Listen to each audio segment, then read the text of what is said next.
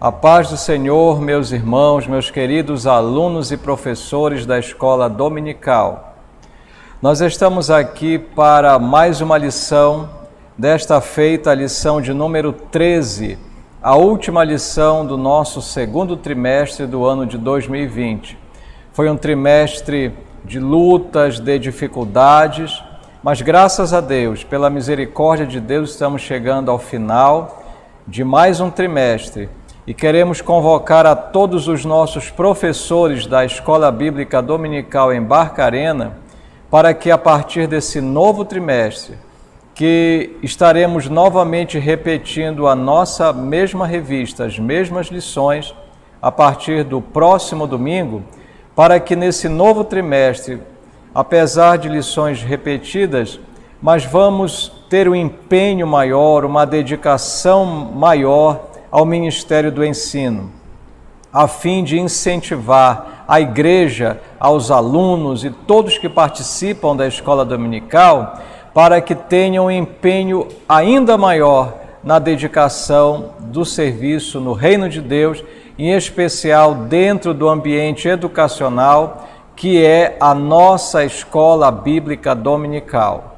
Então, hoje temos a última lição que temos da nossa revista, cujo título é A Igreja Eleita, redimida pelo sangue de Cristo e selada com o Espírito Santo da promessa.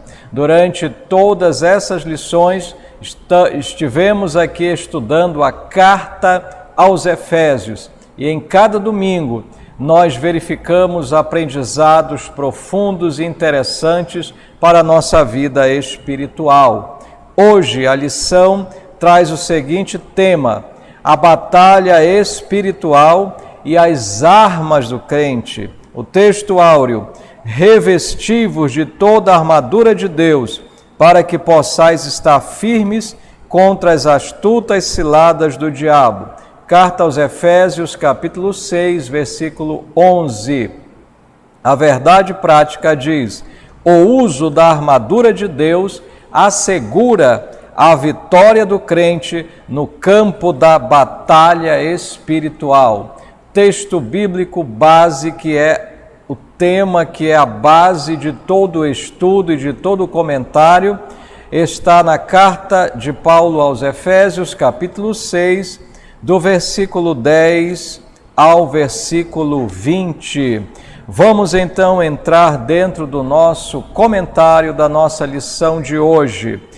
A nossa lição está dividida em 3 tópicos.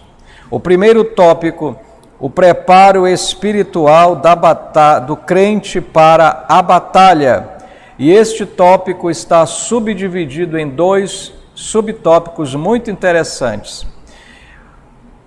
Quando a gente conhece, quando a gente faz uma análise, uma pesquisa sobre a preparação de um soldado para uma guerra, dentro da preparação da qual o soldado faz parte, existem etapas muito interessantes no treinamento de um soldado.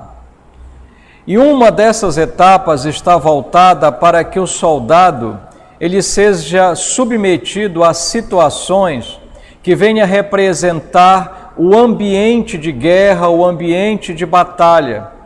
Isso é para que o soldado venha se familiarizar com todas as adversidades que ele enfrentará no decorrer de uma batalha. Ele é submetido a situações de necessidades extremas, ao cansaço físico, ele é submetido a vários tipos de exercícios para que ele possa então adquirir uma familiarização com as adversidades. Dentro do treinamento do soldado, uma segunda etapa é quando o soldado ele vai conhecer o armamento que ele vai utilizar. Depois que ele conhece o armamento, ele então passa a praticar o uso do armamento para que se torne algo bastante corriqueiro na sua vida e ele não tenha nenhuma dificuldade para usar e usar muito bem e com precisão o armamento do qual ele adquiriu o conhecimento e o entendimento do uso.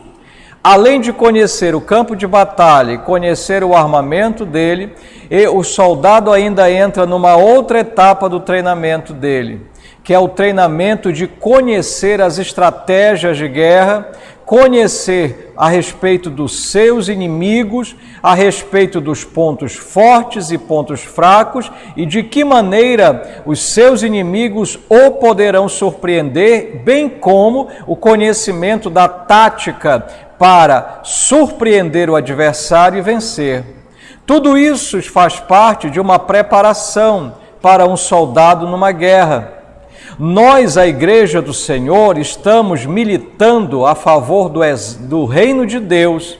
Somos o exército de Deus sobre a terra. E da mesma forma, a cada dia nós enfrentamos batalhas espirituais. Estamos dentro de uma guerra espiritual constante. E a nossa guerra, a declaração de guerra, está lá no primeiro livro da Bíblia, o livro de Gênesis, quando Deus, ele declarou para Satanás, para a serpente que ali estava no jardim do Éden, Deus disse: porei inimizade entre a serpente e entre o descendente da mulher. Ou seja, Deus declarou e especificou essa guerra, uma guerra entre Satanás e o descendente Cristo. Todos aqueles que são seguidores de Cristo, que fazem parte do reino dos céus, na verdade, já estão engajados nessa grande batalha espiritual que existe. Entendendo esta batalha e entendendo a preparação que é necessária a todo soldado, da mesma maneira, nós precisamos ter uma preparação adequada para lutarmos em uma guerra espiritual.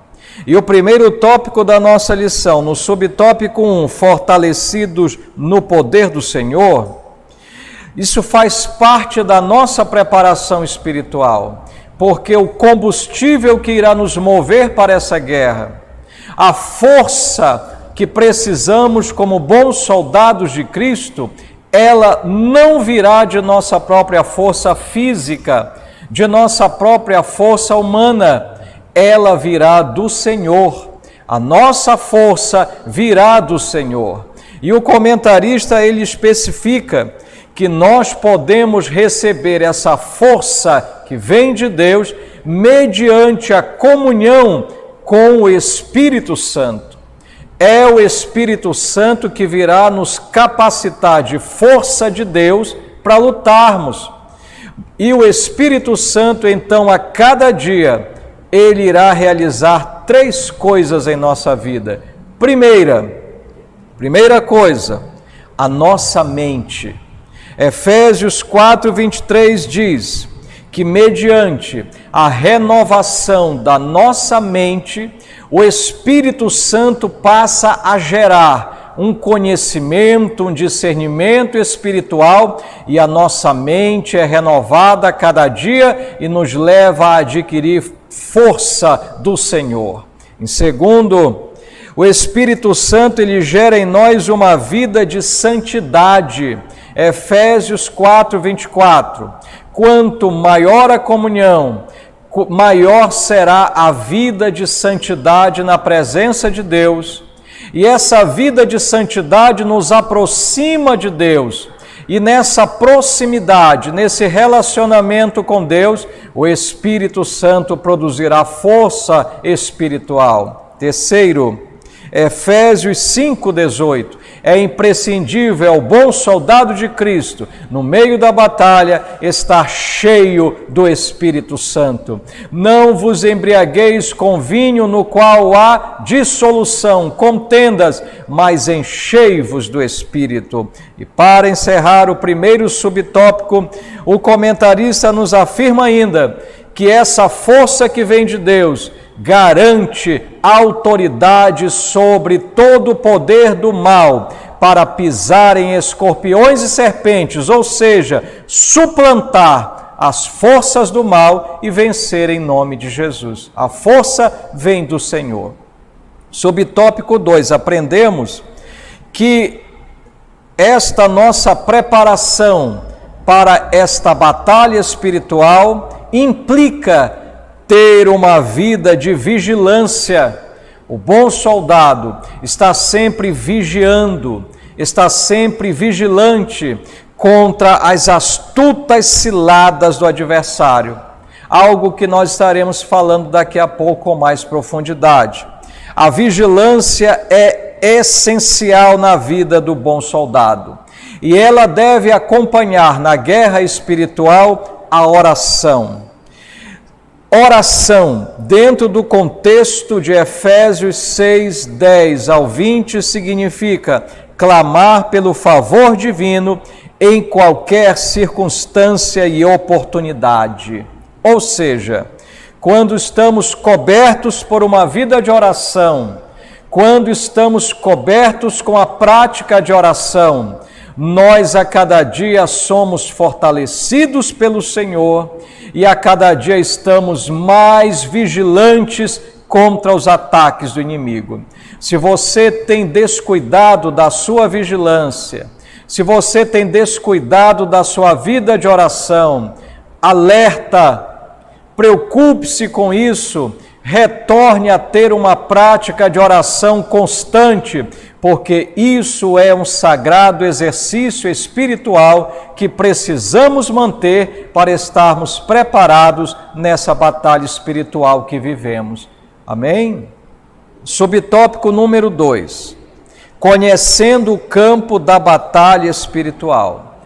No primeiro tópico, nós entendemos que precisamos estar preparados com a força de Deus, com a vigilância e com a oração. Agora, nós vamos conhecer o campo de guerra, o campo da batalha espiritual da qual nós estamos inseridos. Subtópico 1.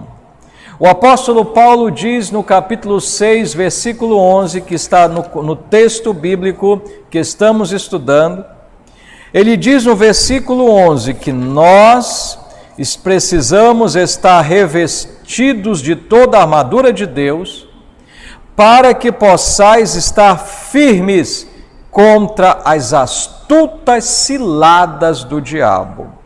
Ciladas do diabo. Presta muita atenção. Ciladas significa armadilhas articuladas, armadilhas preparadas, disfarçadas, que poderão nos surpreender a qualquer momento. Diabo, ciladas do diabo, vem do grego diabolos, caluniador, acusador ou maldizente que coloca uma pessoa contra a outra. Esta é uma das funções do diabo: matar, roubar e destruir, e semear contendas, intrigas.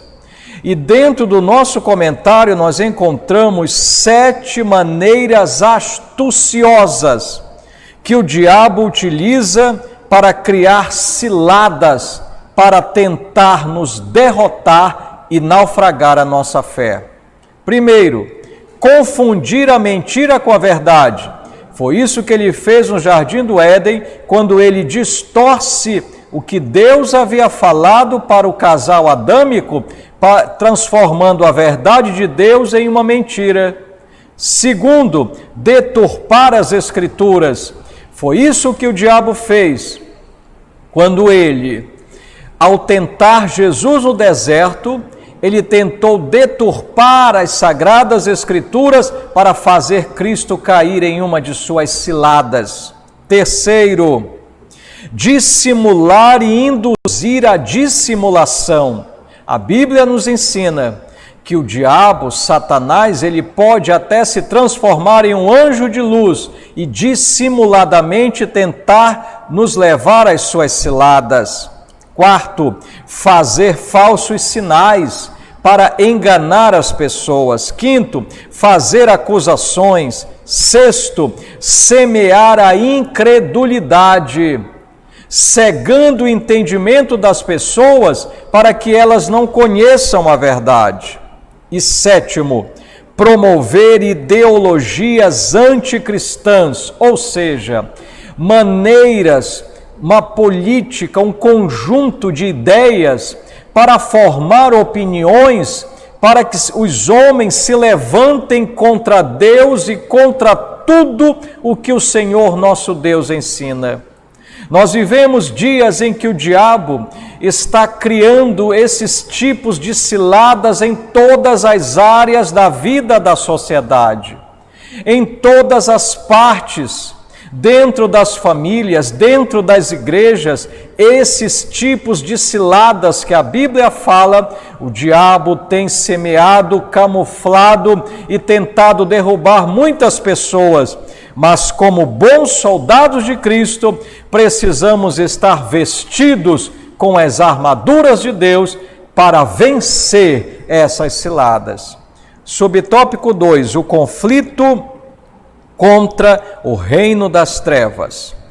Paulo enfatiza que esse conflito não é contra a carne e contra o sangue. Ou seja, nós estamos numa guerra não de uma maneira física, humana. Nós não estamos guerreando contra um grupo de pessoas que prega uma ideologia anticristã. Não é contra as pessoas.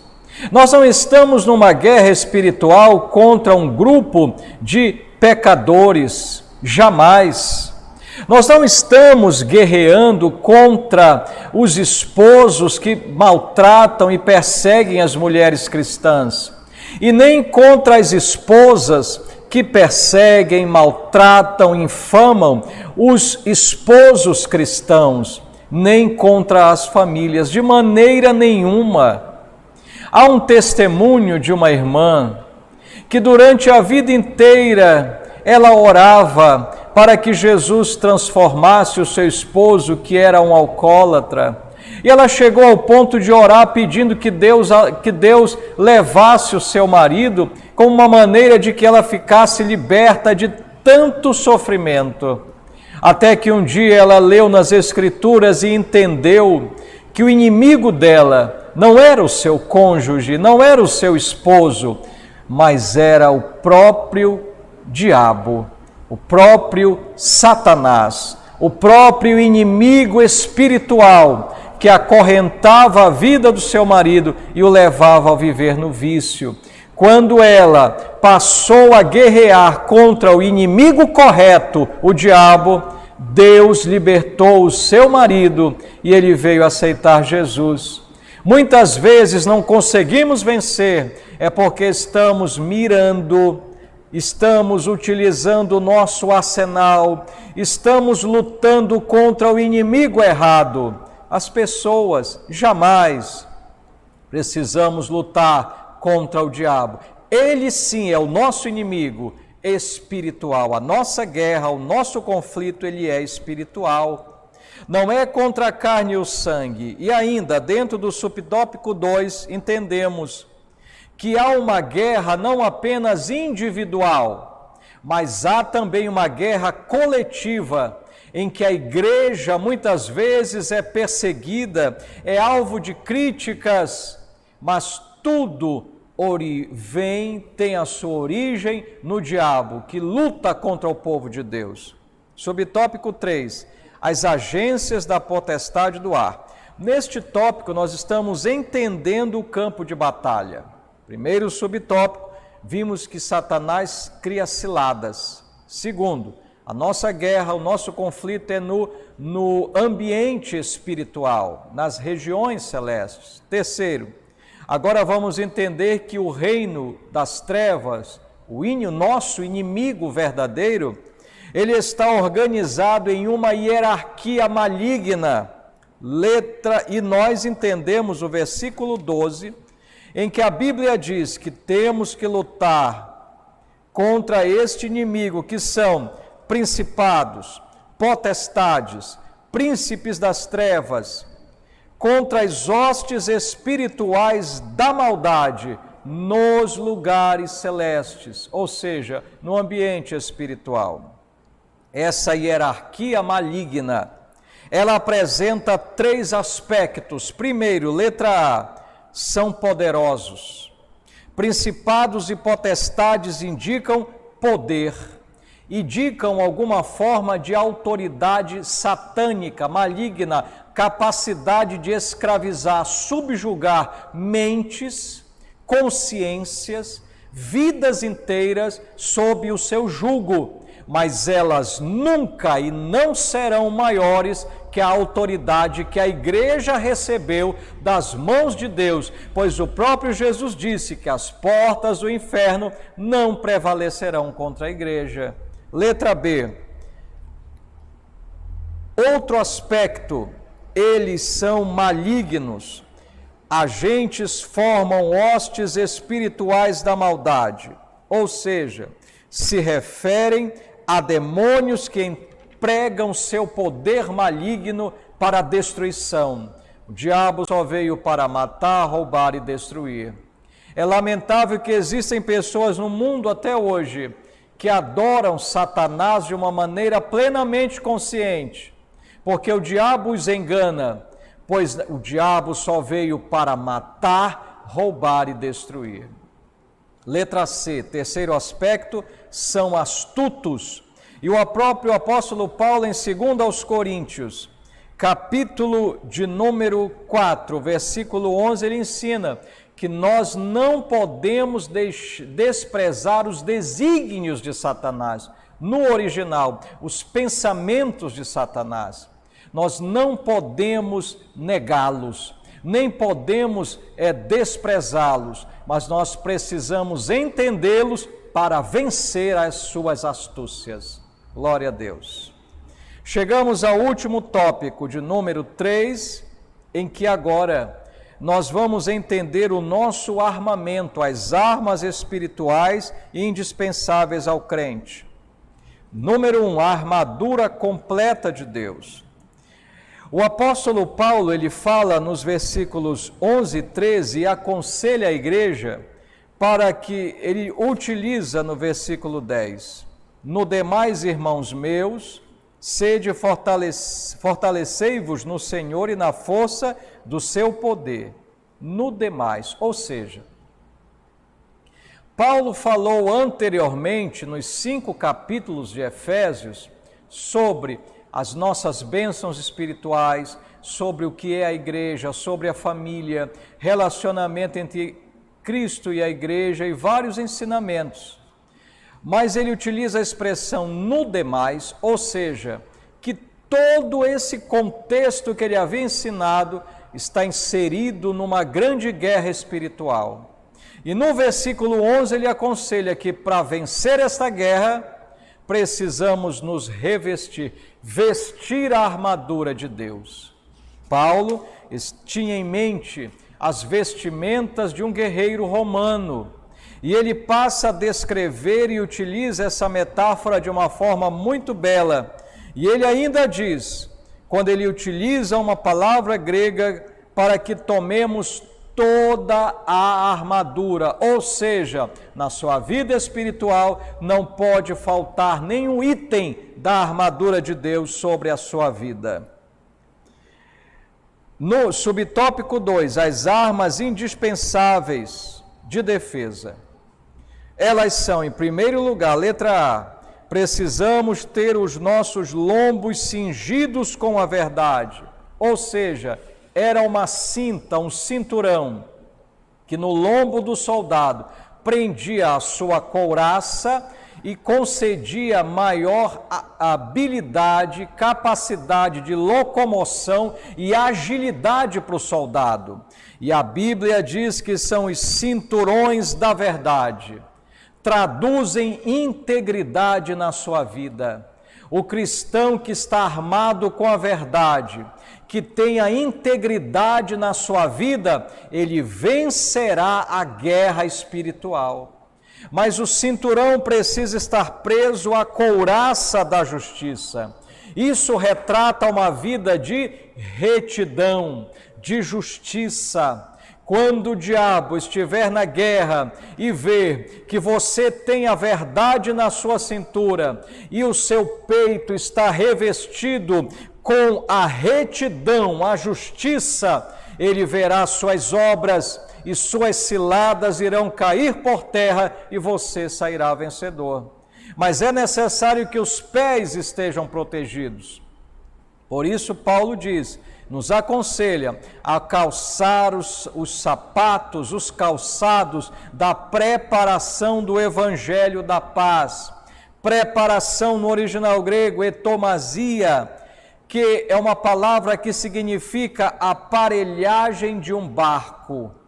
O que Paulo queria dizer que a preparação do Evangelho da Paz é um equipamento. O Evangelho, ele é um grande e poderoso equipamento que temos para pisar sobre todas as veredas e nos dar estabilidade.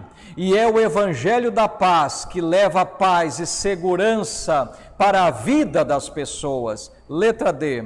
Tomando o escudo da fé, o escudo que protegia o soldado em todo o seu corpo, que era capaz de apagar os dardos inflamados do maligno.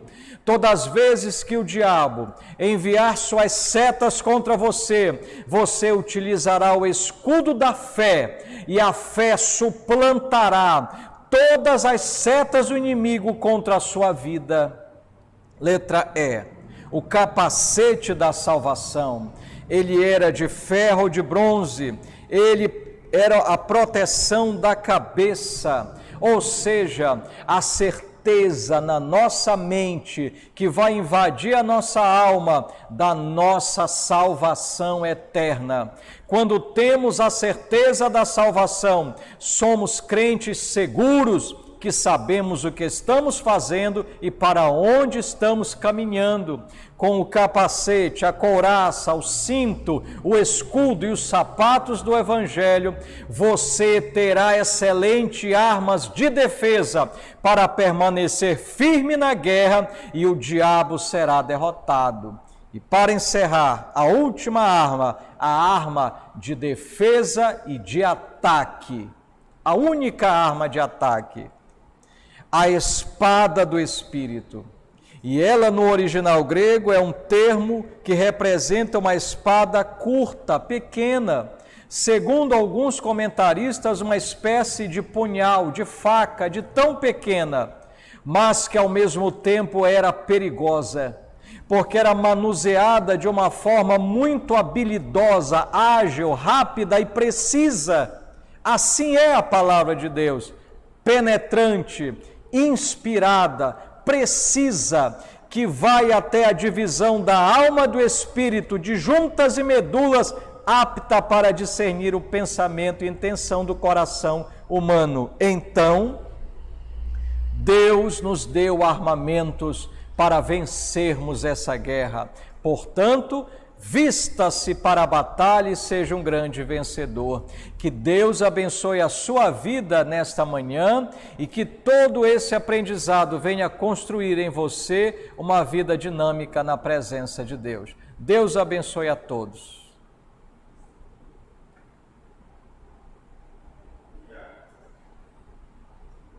Já?